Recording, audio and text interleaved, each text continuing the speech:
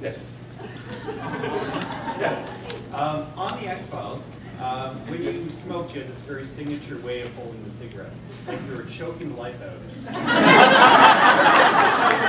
It was really interesting to see that because it showed a lot about the character, and some people thought maybe you were alien, you had a claw or something. My question to you is, was this your choice? Did this come as a conscious decision? Or was this just something that came up through filming? Yeah, Kim Manners was trying to, the director was trying to explain to Chris Owens, who was playing me as a young man, about how I smoked. And he said, well, you know, when Bill smokes, it's like sex.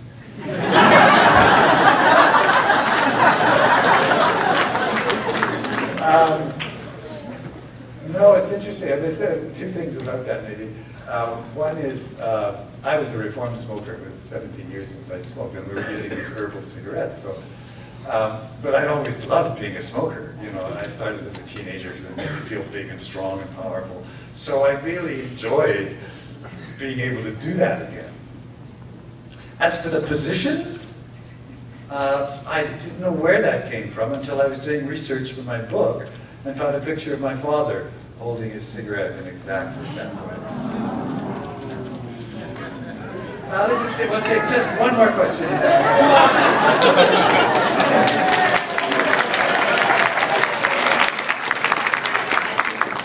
really big fan.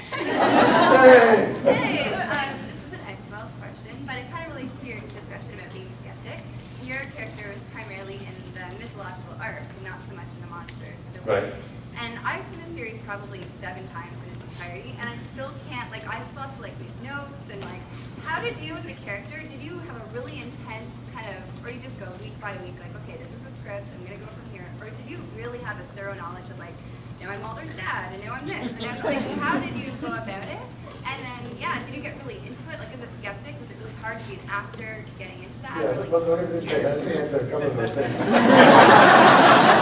Because it was pretty interesting. In a way, I was hoping at the Continuum panel, I was hoping somebody would ask me about that because my first day on the Continuum set, Simon Barry, the creator, came up to me and he explained everything that they knew about the relationships and this and that and everything. And great, great. Chris Carter never explained anything. So no one ever told me anything. And so I would develop ideas. Oh yes, you know, I was the strong guy. I was the guy in the early seasons. I was a top dog.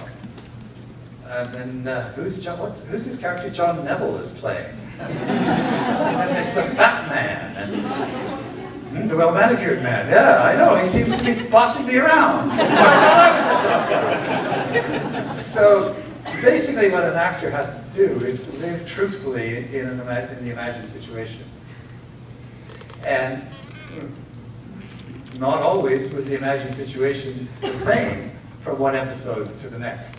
Or in the case of Musings of a Cigarette Smoking Man, not even the same in one scene to the next, or in fact, one shot to the next. I found the best way to play Musings was for each shot to create an imaginary world and play it truthfully. The imaginary world was a bit different than the last shot, but nobody seemed to mind. What I did seemed to be true. So on that, I think we're at the end of the time because they're going to throw us out of the building. So thank you so much.